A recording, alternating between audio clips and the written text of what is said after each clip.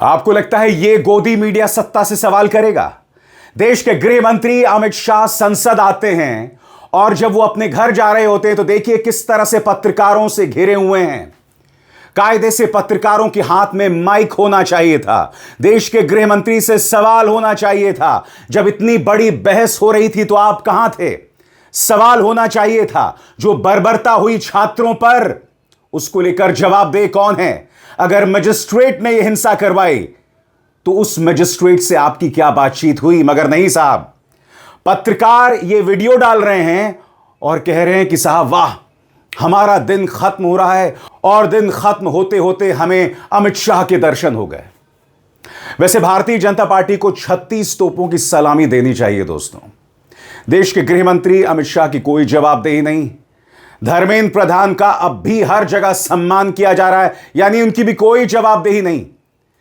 देश का गोदी मीडिया क्या कर रहा है दोस्तों? एक जेनजी लड़की के खिलाफ एफआईआर दर्ज किया गया है। आप जानते हैं क्या गुनाह है उसका?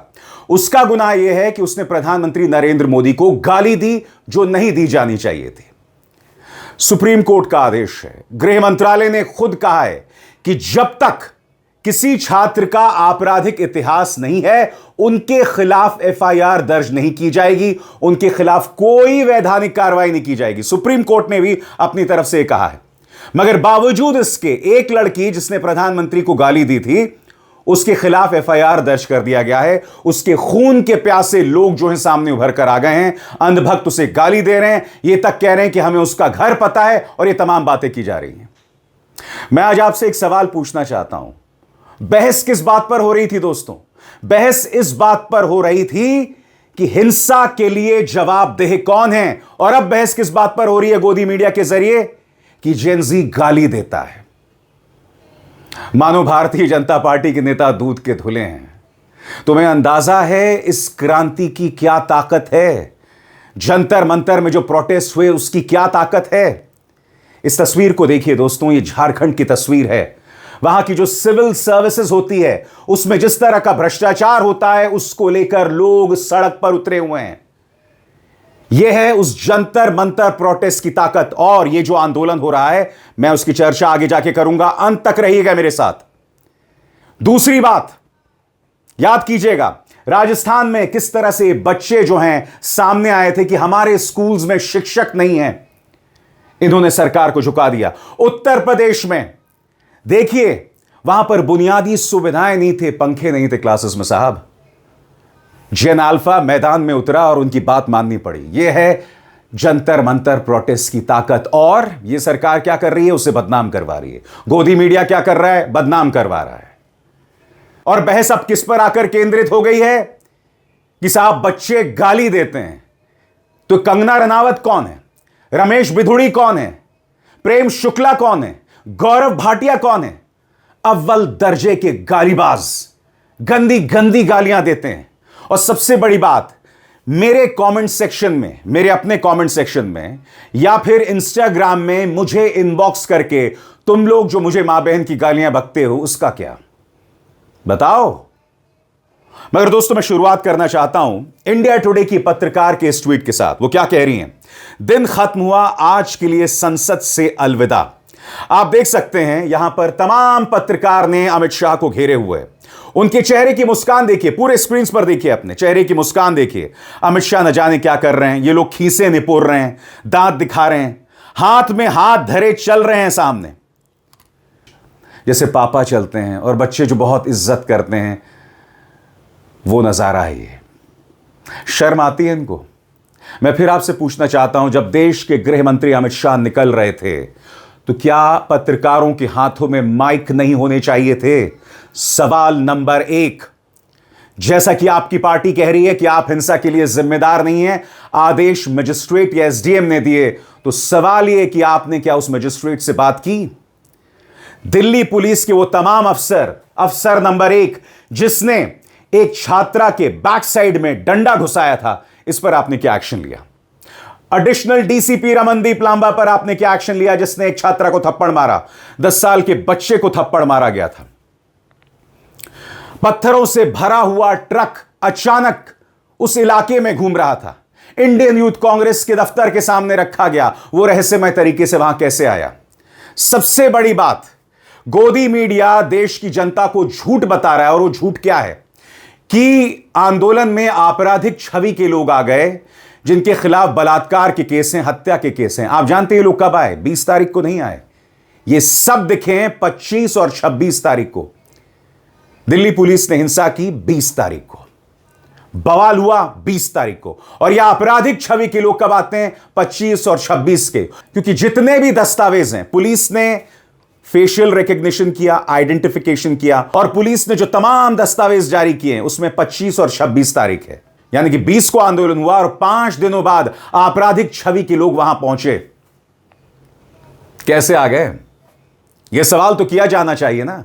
और सबसे बड़ी बात, अमित शाह इतने दिनों नदारद रहे, क्यों? अमित शाह से सवाल पूछा जाना चाहिए कि दिल्ली दंगों को लेकर आपकी कोई जवाबदेही नहीं है, मणिपुर में हिंसा होती है, कोई जवाबदेही नहीं है, पहलगाम में आतंकवादी हमला हो जाता है, अचानक फोर्स गायब कर दी जाती है, बैसरण घाटी से आतंकवादी घुसते हैं, 28 लोगों को मार देते हैं, कोई जवाबदेही नहीं है। एक के बाद एक घटनाएं हो रही हैं, मगर पत्रकारों को देखो किस तरह से झुके जा रहे हैं साहब। और अब बहस किस पर कराई जा रही है? एक लड़की है, नोएडा की रहने वाली है दोस्तों, उसे धमकाया जा रहा है, उसने प्रधानमंत्री के लिए अपशब्दों का इस्तेमाल किया, बहुत ही गंदे गंदे शब्दों का इस्तेमाल किया। वो वीडियो मैंने देखा है, देखने लायक नहीं है दोस्तों।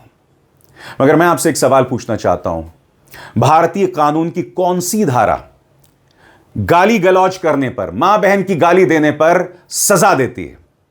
एफआईआर दर्ज कर दिया गया है, जबकि गृह मंत्रालय ने कहा है कि किसी छात्र पर कोई लीगल केस नहीं किया जाएगा। सुप्रीम कोर्ट का फरमान अपनी तरफ है, यानी कि उत्तर प्रदेश पुलिस अदालत की अवमानना कर रही है। अब रही बात गाली गलौज की, उस बच्ची को समझाया जा सकता था, आपको इस तरह से गाली नहीं देना चाहिए, प्यार से समझाया जा सकता था कि आपको ऐसी भाषा का इस्तेमाल नहीं करना चाहिए।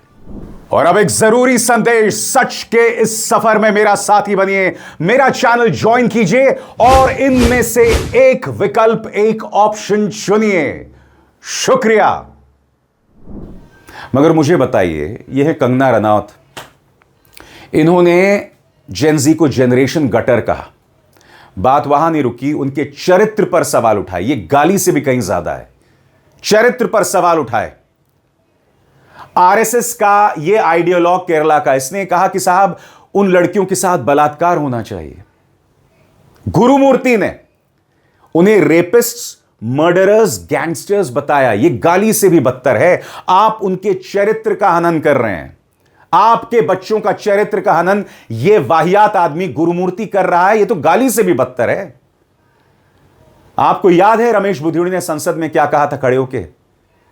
कटवा और न जाने क्या क्या, कुछ ऐसे शब्द मैं दोहरा नहीं सकता हूं। प्रेम शुक्ला ने मंच पर डिबेट्स में कई बार मां बहन की गालियां दी है। कांग्रेस के प्रवक्ता को तवायफ की औलाद कहा है। गौरव भाटिया ने गांधी परिवार के लिए ग से जिस शब्द का इस्तेमाल किया, मैं दोहरा भी नहीं सकता हूं दोस्तों, मैं दोहरा भी नहीं सकता हूं। यह गालीबाज है भाजपा के, इन पर कोई कार्रवाई होती है? टी राजा सिंह, इन्होंने मंच पर खड़े होकर भरी सभा में मां की गाली दी थी, इन पर कौन सी कार्रवाई होती है मुझे बताइए आप? एक लड़की जो नाराज थी, गुस्से में थी, उसके मुंह से गाली निकल गई, नहीं निकलनी चाहिए थी, मगर आपने उसके खिलाफ एफआईआर दर्ज कर दिया। अरे कभी तो अपने गिरबान में झांक कर देखो।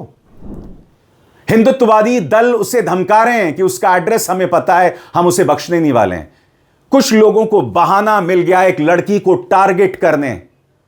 मैं उम्मीद करता हूं इस मुश्किल लम्हे में उस लड़की के साथ उसके मां बाप होंगे, उसे समझा रहे होंगे, क्योंकि उस लड़की को अपने मां बाप का समर्थन चाहिए। पूरा गोदी मीडिया लग गया है साहब, उस लड़की का फोटो लगाकर प्रोग्राम्स किए जा रहे हैं। मैं फिर आपसे पूछना चाहता हूं, भारतीय कानून की कौन सी धारा में गाली एक अपराध है? अगर आप किसी को बलात्कार की धमकी दे रहे हैं, यकीनन अपराध है। अगर आप किसी को हत्या की धमकी दे रहे हैं, वो भी अपराध है। मगर क्या भारतीय जनता पार्टी के नेता जो गाली गलौज करते हैं, जिनकी जुबान पे गाली है, उन्हें अधिकार है? कंगना रनावत को देखिए और कल संजय सिंह ने कहा, पहले तुमने हमारे किसानों को गाली दी, अब आप जेनजी को गाली दे रहे हो, बाज आओ, अभी तो एक ही थप्पड़ पड़ा है। याद है चंडीगढ़ में थप्पड़ पड़ा था, अभी एक ही थप्पड़ पड़ा है, जेनजी तुम्हें गटर में पहुंचा देगी। सुनिए किस अंदाज में संजय सिंह ने अपनी बात रखी। छात्र जो गए वहां आंदोलन करने, उनको बर्बरतापूर्वक मारा गया, लाठियों से पीटा गया सर, उनके सर फोड़ दिए गए, उनके ऊपर आंसू गैस के गोले छोड़े गए, वो चीखते रहे, चिल्लाते रहे, 500 छात्रों को घायल किया। और बिहार के अंदर इन लोगों ने AK-47 चलाया सर। वो आतंकवादी हैं हमारे छात्र, वो हमारे घरों के बच्चे आतंकवादी हैं सर, जिनके ऊपर आपने गोलियां चलाई। और तो और इनकी एक सांसद है मान्यवर, उन्होंने किसान आंदोलन में किसानों को गालियां दी, नौजवानों के आंदोलन में नौजवानों के लिए इतनी भद्दी टिप्पणी की मान्यवर, इस सदन के अंदर मैं कह नहीं सकता मान्यवर। हमारी बच्चियों को यह कहा गया, उनके चरित्र के ऊपर सवाल उठाया गया। मैं निवेदन करना चाहता हूं जेपी नड्डा जी से, समझाइए अपने उस सांसद को, अभी तो उसको एक थप्पड़ पड़ा, सिर्फ 5 उंगली के निशान पड़े थे। ऐसी बात करोगे, गटर जेनजी को गटर कहोगे, जेनजी को गटर करोगे, तो तुम्हारी सरकार को इस देश का नौजवान, इस देश का जेनजी पकड़ के गटर में डालने का काम करेगा। इसलिए तुम्हारी सरकार को मान्यवर, इसलिए मैं आपसे निवेदन करना चाहता हूं, नौजवानों को गटर जेनजी मत बोलो, तुम्हारी सरकार को उठा के वो गटर में डालने का काम करेंगे। सवाल नहीं किया जा रहा है साहब। पत्रकार देखिए अमित शाह के सामने किस तरह से नतमस्तक है, और इनके पूरे प्रोग्राम्स का फोकस देखिए एक एक करके। सबसे पहले पैलेट का हथियार शाह पर आर पार दिखाया जा रहा है अमित शाह को इस तरह से उंगली करते हुए, मगर अमित शाह तो गायब थे। अमित शाह तो गायब थे। यह सवाल आपको पूछना चाहिए कि नहीं? आप ही की पत्रकार ने अमित शाह के साथ यह वीडियो डाला है साहब, कह रहे हैं दिन खत्म हुआ और अमित शाह के दर्शन हो गए। इन्हें शर्म आती है? फिर देखिए साहब, गुल्लू क्या कह रहा है, संसद में खड़गे की धमकी, कटा बवाल, घसीट कर लाएंगे, बीजेपी ने निकाली हेकड़ी, अब पूरे देश के सामने माफी मांगेंगे राहुल। अरे राहुल कहां माफी मांगने लगे? तुमने कितने मुकदमे किए, तुमने कितनी बदनामी करने की कोशिश की। फिर देखो अमित शाह ने जंतर मंतर पर क्या सोचा है। अरे भैया शर्मा जी बताओ क्या सोचा है? वो तो पूरी तरह से नदारद रहे, गायब रहे। अगर सोच रहे हैं तो हम जानना चाहते हैं क्या सोच रहे हैं। 20 तारीख को जो हिंसा हुई, जिसको लेकर आपने कहा पाकिस्तान का लिंक है, चाइना का लिंक है, बांग्लादेश, नेपाल, हर तरह का लिंक है, अमेरिकन लिंक है, डीप स्टेट अमेरिकन लिंक है। तुमने जो तमाम दावे किए थे, और मैं गोदी मीडिया से सवाल कर रहा हूं, जो तुमने तमाम दावे किए थे उसकी हकीकत कहां है? और अगर वो दावे सही थे तो अमित शाह कहां थे? 20 तारीख को जो हो रहा था, क्या अमित शाह की निगाह उस आयोजन पर नहीं थी? बताइए। मैं फिर आपसे सवाल पूछना चाहता हूं, आपको ब्रेन वॉश किया गया था इस आंदोलन के बारे में बताते हुए कि डीप स्टेट अमेरिकन लिंक है। कहां वो deep state link? Pakistani link कहां है? चाइनीज लिंक कहां है? इसी तरह से तुमने मुझे, न्यूज क्लिक को बदनाम किया था, रेड मारा था। ये तमाम गोदी मीडिया के दलाल मुझे टारगेट कर रहे थे, न्यूज क्लिक को टारगेट कर रहे थे। उसके बाद अदालत का आदेश आता है और न्यूज क्लिक को बरी कर दिया जाता है। ईडी के तमाम केसेस में कहा जाता है फंडिंग में कोई प्रॉब्लम नहीं है। क्या गोदी मीडिया के किसी दलाल ने, किसी गुंडे ने माफी मांगी थी मुझसे या न्यूज क्लिक से? और तुम्हें लगता है तुम कुछ भी कर दोगे, कह दोगे और बच के निकल जाओगे? यह देखिए साहब, एक और गुल्लू, पॉलिटिकल माइलेज की होड़, पेपर लीक पर खुलेआम डबल स्टैंडर्ड। और यह तिहाड़ी, इसने मानो जंग छेड़ रखी है जेनजी के खिलाफ। क्या कह रहा है? जेनजी गालीबाजों के खिलाफ सबसे बड़ी मुहिम। मैं फिर कहना चाहता हूं, कानून का कौन सा हिस्सा कहता है कि गाली देना अपराध है? उससे भी बड़ी बात, उत्तर प्रदेश पुलिस FIR दर्ज करके अदालत की अवमानना कर रही है। होम मिनिस्ट्री का आदेश है कि किसी छात्र के खिलाफ कोई वैधानिक कार्रवाई नहीं चलेगी, फिर भी FIR दर्ज किया गया। क्या यह गोदी मीडिया आपको बता रहा है? गोदी मीडिया तो अमित शाह के सामने नतमस्तक है। फिर देखो साहब, दूरदर्शन का यह गुल्लू, पेपर लीक की लड़ाई गोमूत्र मनुस्मृति पर क्यों आई? भगवा से जेनजी को भड़का रही हैं प्रियंका गांधी। आप उनके मुद्दे उठाएं तो भड़का रहे हैं। आप उनके मुद्दे उठाएं, आप भड़का रहे हैं, आप उनकी बात करें, भड़का रहे हैं, मगर नहीं साहब, भारतीय जनता पार्टी, उसकी सोच, उसके चलते हमारे बच्चे धार्मिक यात्राओं के दौरान मस्जिद के सामने नाच सकते हैं, वर्ल्ड कप विक्ट्री के दौरान मस्जिदों में पटाखे फेंके जा सकते हैं, वो भड़काना नहीं है। तुम जो आए दिन प्राइम टाइम में दंगा भड़काऊ कार्यक्रम करते रहते हो, जिसके चलते एनबीडीएसए ने तुम्हारे कार्यक्रमों को हटाया है, तुम्हारे एंकर्स के खिलाफ दंगा भड़काने को लेकर केस है, तिहाड़ी तो खैर वसूली में जेल जा चुका है, तो ये सब जानते हैं। मगर कहा क्या जा रहा है साहब, भगवा से लेकर जेनजी को भड़का रही हैं प्रियंका गांधी। आगे ये देखो, परम गुल्लू, आंदोलन का कवर अराजकता वाली फायर, कॉकरोचों का सबसे भयंकर वीडियो, दिल्ली पुलिस एक एक को ढूंढ रही है, सत्य और तथ्य भगवा रंग कांग्रेस को नहीं आया पसंद, छात्र फिर सड़क पर आ गए, राहुल कॉकरोच, केजरीवाल सन्नाटे में, पीएम मोदी ने गेम पलट दिया। अरे पीएम मोदी को तो इंस्टाग्राम में रील्स बनानी पड़ रही है, कल भी रील बनाई उन्होंने। मैं यही दोगलापन जानना चाहता हूं। एक तरफ प्रधानमंत्री इंस्टाग्राम में रील्स बना रहे हैं, रोज आ रहे हैं, दूसरी तरफ तुम्हारा मीडिया इस तरह से गाली दे रहा है जेनजी को। तुम्हारे पार्टी के नेता जेनजी को जेन गटर बता रहे हैं, जनरेशन गटर बता रहे हैं, और प्रधानमंत्री रोज इंस्टाग्राम में रील बनाते हैं। हकीकत क्या है दोस्तों कि आपने गोदी मीडिया और भारतीय जनता पार्टी, जिसे सवाल सुनने की आदत नहीं है, उसके अहंकार को चकनाचूर कर दिया है। प्रॉब्लम यह है और इसके अलावा कुछ नहीं। मैं बार बार कह रहा हूं, इस आंदोलन ने इस देश की फितरत बदल दी है। राजस्थान में बच्चे आते हैं, बेहतर सुविधाओं की मांग करते हैं, शिक्षक की मांग करते हैं, उनकी मांग को सुनना पड़ता है। उत्तर प्रदेश के फतेहपुर में देखिए बच्चे किस तरह से मैदान में उतरे थे, पंखे तक नहीं थे उनकी क्लास में। और अब झारखंड का रुख करना चाहते हैं। सबसे पहले प्रदर्शन की यह तस्वीर देखिए।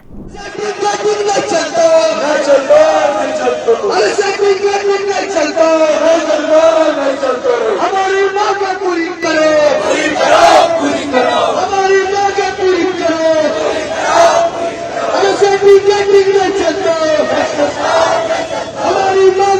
करो, जांच कराना होगा।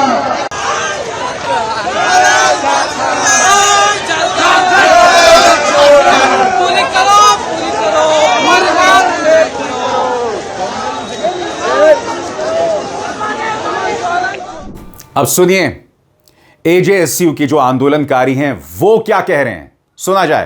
देखिए, इस राज्य में ना तो शिक्षा है, ना सुरक्षा है, ना कानून कोई व्यवस्था है। इस राज्य में कुछ है तो केवल और केवल भ्रष्टाचार, धांधली और अराजकता। इस राज्य में शिक्षा के लिए इस प्रकार से संघर्ष कर रहे हैं युवा, आप देख सकते हैं। आज जेपीएससी हो, जेएसएससी हो, चाहे स्कॉलरशिप की बात हो, उन सभी विषयों पर यह सरकार विफल रही है। जेपीएससी में जिनका 50 लाख, 60 लाख, 70 लाख रुपया है, वैसे वैसे लोगों को सेट करने का काम करते हैं। यहाँ का खाते हैं लेकिन हरियाणा और यूपी सीट बेचते हैं। इस प्रकार से हम चलने देने वाले नहीं हैं। हेमंत सोरेन जी, चेत जाइए, इस प्रकार से युवाओं के साथ वादा खिलाफा मत कीजिए, इस प्रकार से धोखेबाजी मत कीजिए, नहीं तो यहाँ का युवा जाग चुका है। जो आपको सत्ता तक पहुँचाया है वही खींच करके आपको जमीन पर पटकने का काम करेगा। यहां आंदोलनकारी इस बात को लेकर नाराज हैं कि जो झारखंड के रहने वाले हैं उनको तवज्जो नहीं दी जाती। सारी सीट्स दूसरे राज्य के लोग जो हैं वो लेकर निकल जाते हैं। मुद्दा यहां झारखंड सिविल सर्विसेज को लेकर है। सुनिए एक और छात्र क्या कह रहा है। देखिए, जेपीएससी की तमाम जितनी परीक्षाएं अब तक आयोजित हुई हैं सब विवादों में रही हैं, लेकिन 14 जेपीएससी में कुछ गजब हुआ। बिना कट ऑफ के परिणाम जारी हुआ, बिना आयोग के सदस्यों के हस्ताक्षर के जारी कर दिया गया। जिन लोगों ने कम प्रश्न हल किए उनका चयन हो गया। और एक बड़ी बात जो जांच में सामने आई है कि जो कंपनी को टेंडर मिला था उसके कंप्यूटर में आंसर मिला है। और अभी जब सीआईडी जांच कर रही है तो बहुत सारी बातें सामने आ रही हैं। तो हम लोगों ने ये डिमांड किया कि जेपीएससी 14वीं की जो पीटी की परीक्षा है उसको रद्द करिए, जो बैकलॉग जेपीएससी की पीटी की परीक्षा हुआ है उसको भी रद्द करिए, और जिस तरीके से मेंस पर अभी रोक लगाया गया है, कोई भी मेंस परीक्षा नहीं हो, चाहे बैकलॉग की हो चाहे ये 14वीं पीटी की हो। और एक बड़ा डिमांड जो हम लोग मांग कर रहे हैं कि पूरे जांच को सीबीआई से कराइए, क्योंकि स्टेट की बॉडी पर भरोसा नहीं है। ये झारखंड सरकार का ही है सीआईडी। तो सीआईडी एक तरीके से आई वॉश कर रही है। जिस तरीके से आपने विनय चौबे के मामले में देखा, जिस तरीके से आपने पूजा सिंघल के मामले में देखा, वही परिपाटी यहाँ पर अपनाएंगे और उसको क्लीन चिट देंगे।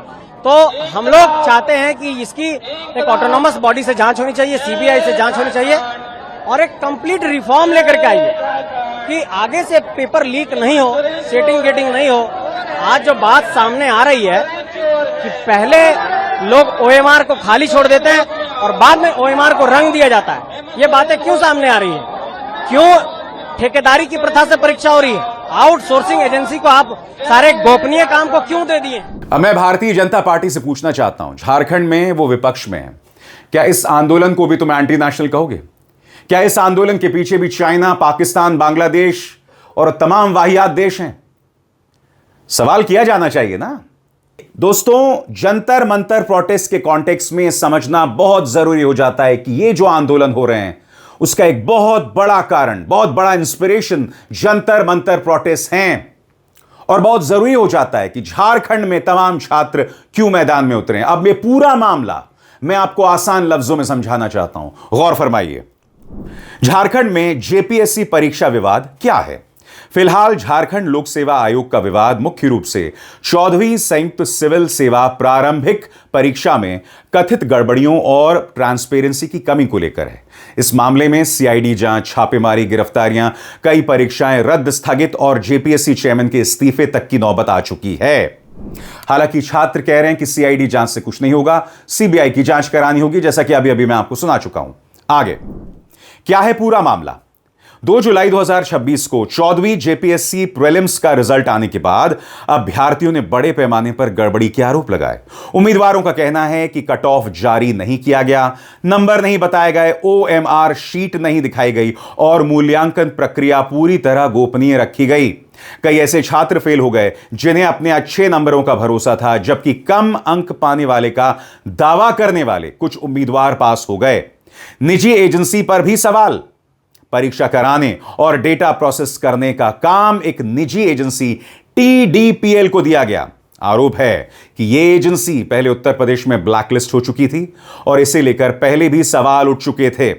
इसी वजह से पूरी परीक्षा प्रक्रिया की निष्पक्षता, न्यूट्रलिटी पर सवाल उठे। अब तक क्या कार्रवाई हुई? झारखंड सरकार ने सीआईडी मामले की जांच के आदेश दिए। सीआईडी ने जेपीएससी दफ्तर समेत कई जगहों पर छापेमारी की। परीक्षा से जुड़े कई अधिकारियों, जिनमें डेप्यूटी कंट्रोलर ऑफ एग्जामिनेशन भी शामिल हैं, उन्हें गिरफ्तार किया गया। जेपीएससी ने अपने 2026 का परीक्षा कैलेंडर रोक दिया और 14वीं सिविल सेवा मुख्य आयोग परीक्षा समेत 9 बड़ी भर्ती परीक्षाएं रद्द या स्थगित कर दी। जेपीएससी के चेयरमैन एल खियांगते ने भी अपने पद से इस्तीफा दे दिया है। सबसे बड़ी बात दोस्तों, पहली बार नहीं हुआ। 11वीं, 12वीं और 13वीं जेपीएससी परीक्षा में भी इसी तरह से धांधली, करप्शन के मामले लगातार सामने उभर कर आए हैं। यानी कि सिस्टम में एक बहुत बड़ा प्रॉब्लम है। और इस सिस्टम का समाधान कैसे होगा? जब बच्चे शांतिपूर्वक तरीके से मैदान में उतरेंगे, आंदोलन करेंगे। उन्हें गाली देकर, उन्हें जनरेशन गटर बताकर समाधान नहीं होने वाला है। हमारे बच्चे अपने हकों के लिए, ताकि बेहतर माहौल हो शिक्षा को लेकर, और आप जानते हैं भारतीय जनता पार्टी का कतई फोकस नहीं है। सरकारें शिक्षा पर फोकस करना ही नहीं जानती हैं। इसलिए अगर झारखंड में लोग मैदान में उतर रहे हैं तो इसका स्वागत किया जाना चाहिए। वो शांतिपूर्वक तरीके से अपनी मांगे सामने रख रहे हैं सत्याग्रह के जरिए, और उसमें कोई प्रॉब्लम नहीं है। मैं झारखंड के इन आंदोलनकारियों का समर्थन करता हूं, क्योंकि ये लोग अहिंसा का रास्ता अख्तियार करके अपनी बात रख रहे हैं। अभिसार शर्मा को दीजिए इजाजत। नमस्कार।